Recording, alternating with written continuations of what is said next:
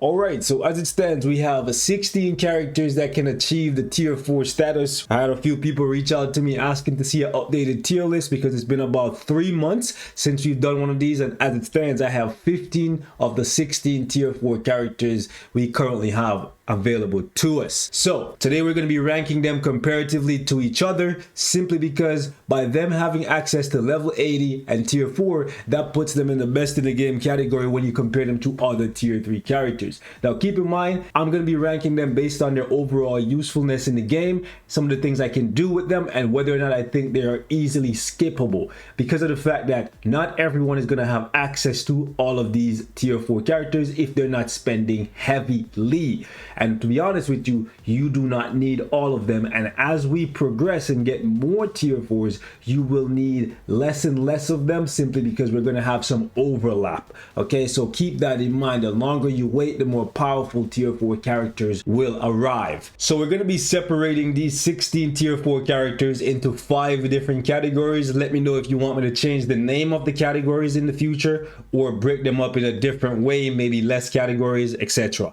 So we have best in the game, which is something I like to use, and this category is going to be exclusive to simply one tier 4. So if you were going to choose one tier 4 that you absolutely wanted to have because they're just absolutely broken and can cover a lot of content, that category is going to be exclusive simply for that character. Next up, we have the meta category. This is going to be for characters that you use either daily or weekly for ABX, ABL, timeline battle, AC, AT, etc. Then we have strong, goes without saying, really strong, powerful tier 4s that don't necessarily fall into the meta category, but they have a lot of power behind them.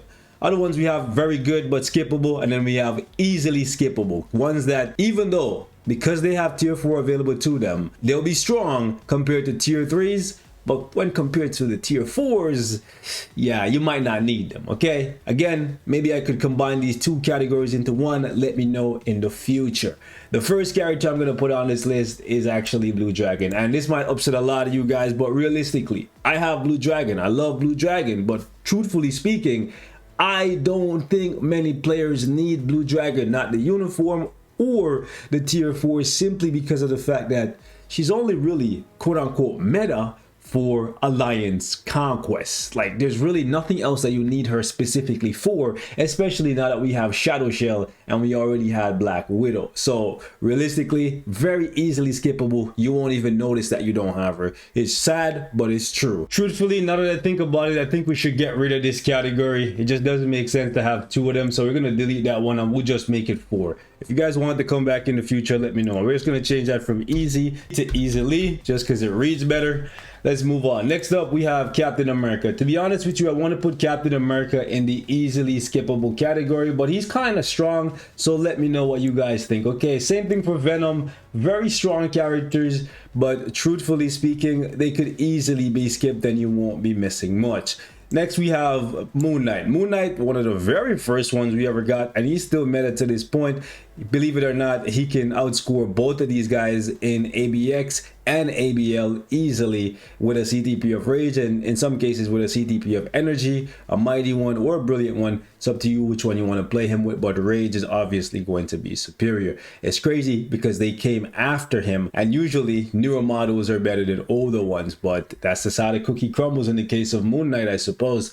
Moving on, we have Magneto, obviously one of the best ABX and ABL characters in the game right now. I absolutely love mine. Definitely recommend that you pick him up. Next up, we have Namor, great for ABX and ABL. Obviously, all of these guys are going to be really good for Giant Boss Raid, so keep that in mind. Next up, we have Thor. Since he's an alien universal superhero, he's still essential for ABL. However, for ABX, he doesn't have as much value as the 3 characters before him, so that's why it kind of shakes out like this. And the reason why Magneto is at number 1 is because he's the strongest, by a landslide, the strongest blast super villain. And truthfully speaking, I think Namor should be ahead of Moon Knight. It should shake out more like this. You guys let me know what you think in the comment section. Next up, we have Shadow Shell. Obviously, she's meta. She's replacing Black Widow for ABX and ABL. Specifically ABL. Black Widow is still really good for ABX, but I believe Shadow Shell can cap for most people. Let me know what you guys actually achieve with her in the comment section. But for me, I use Shadow Shell over Black Widow now. Black Widow can go in the strong category. I wouldn't say she's easily skippable. She hasn't fallen to that degree just yet. Next up, we have Black Bolt, and Black Bolt should be right around here with Namor and Moon Knight. You guys let me know how you think they should shake up, but I'm putting him a little bit ahead of Namor just because of the fact that he can cap in ABL. Both of these guys can, as opposed to Namor. I've never seen anybody cap with him, and I can't cap with him personally. And the guys behind him, guys and gals, I guess, they can't cap either. So I'm just going based on who can cap in ABX and ABL. And even though 1, 2, 3 can cap in ABX, I guess maybe we should put it like this, since you actually use her for ABX and ABL, and he's only used for ABL. However, Thor is one of the best tier 4 strikers. So if you're ever using a character and you don't have a designated striker for them for their tier 4 skill, Thor actually hits the hardest. So keep that in mind. I don't know, for some reason, because of the buff on his 4 skill and the duration of the skill, I guess, and also the damage output on his skill, Thor just hits really hard as a striker. So keep that in mind if you're looking for extra points in ABX and ABL and you're using a tier 4 character. If you don't have the right instinct for them, you can try Thor, and yeah, so you'll surprise you, especially if you haven't built really well. Iron Man has fallen, unfortunately, because of Magneto, so I'll put him right here in the top of the strong category. He's still really good for giant boss raid, but he's no longer meta. Next up, we have Spider-Man. Now, Spider-Man is the new kid on the block, and honestly, I would put him in the strong category, like right around, maybe right behind his mentor, I guess, like right there.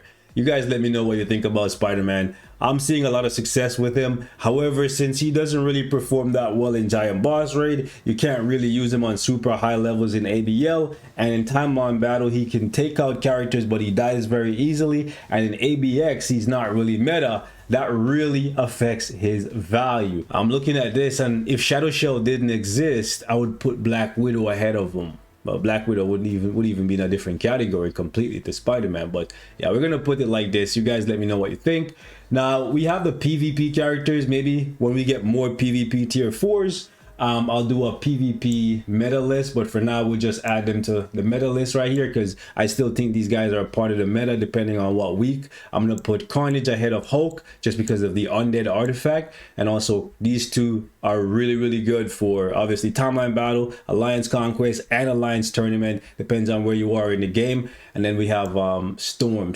I'm gonna put right maybe here in front of Shadow Shell, just because there's multiple days in a single week when you need Storm for ABL. And then obviously the best in the game category is gonna go to Jean Grey. I'm pretty sure that goes without saying, simply because of the fact that she's just such a dominant force for Alliance Battle Extreme, Alliance Battle Legend, Timeline Battle, Alliance Conquest, Alliance Tournament, and also for Giant Boss Raid. She just covers so much content. It's unfortunate that you have to spend so much upfront to get her, but what's really good is 2 of the best tier 4s in the game right now come kind of as a package deal. So you buy Magneto to get the Jean Grey, but if you were around and you got the Krakoan winter uniform for Magneto, well, you have 2 of the best tier 4s in the game right now. If you didn't get it, you're gonna be waiting until December this year. So that's how this list shakes out for me based on who I already have tier 4. Obviously, I don't have Captain America at tier 4, so you guys can let me know maybe if he should be a little bit higher on this list, but I've never seen anybody cap with cap in ABL or anything crazy like that. I haven't seen a single person outscore Moon Knight in ABL or anything like that. And for Giant Boss Raid, although it's good, obviously there's way better. So I'm gonna leave it right here, guys. Leave me your thoughts in the comments. I'll catch you guys in the next one.